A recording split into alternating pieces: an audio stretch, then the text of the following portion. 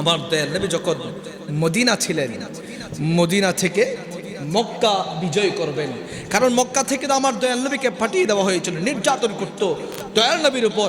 আল্লাহর নির্দেশে মক্কা থেকে মদিনা হিজরত করলেন।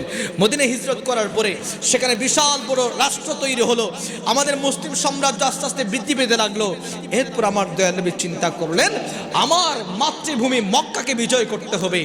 দয়াল নবী যখন মক্কা বিজয় করবেন, মক্কা আক্রমণ করবেন, কাফেররা যখন জেনে গিয়েছিল আমার দয়াল নবীর বিশাল সৈন্যের বহর, তারা দেখে কেউ আর আমার দয়াল নবীর সাথে যুদ্ধ করতে আসে নাই, সবাই পেছনের দরজা দিয়ে পালিয়ে গেল। সুবহানাল্লাহ। এরপরে সেখানে যে কাফেররা ছিল সবাই আমার দয়াল নবীর কাছে স্যালেন্ডার করতে লাগলো। তারা চিন্তা করতে লাগলো, হায় হায় হায়, এই নবী মুহাম্মদকে আমরা কত কষ্ট দিয়েছি, নবী মুহাম্মদকে আমরা কত নির্যাতন করেছি। নবী মুহাম্মদ যখন সেজদায় যাইত তার মাথার উপর নাড়ি বুড়ে চেপে দিতাম। নবী মুহাম্মদ যখন নামাজ পড়তো তাকে আক্রমণ করতাম। নবী মুহাম্মদ যখন রাস্তা দিয়ে হাঁটতো রাস্তার মধ্যে কাঁটা বিছিয়ে দিতাম। নবী মুহাম্মদ যখন নামাজ পড়তো তাকে ডিস্টার্ব করতাম।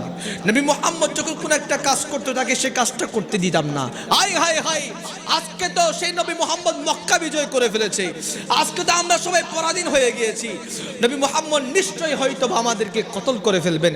সবাই আসছেন ভয়ে ভয়ে, আমার দয়াল নবীর সামনে বসে আছেন।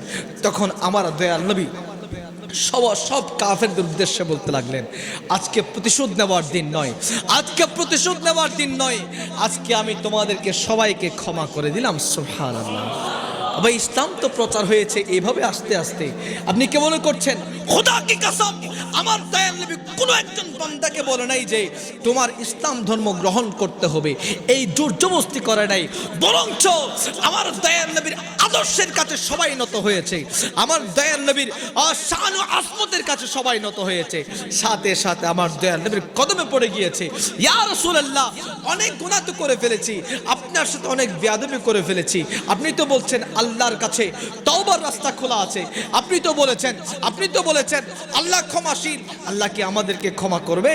তার নবী মুহাম্মদুর রাসূলুল্লাহ সাল্লাল্লাহু আলাইহি ওয়াসাল্লাম কি আমাদেরকে ক্ষমা করবে? আমার দয়াল নবী সবাইকে বলতে লাগলেন, আজকে প্রতিশোধ নেওয়ার দিন নয়, আজকে আমি তোমাদের সবাইকে ক্ষমা করে দিলাম। সুবহানাল্লাহ।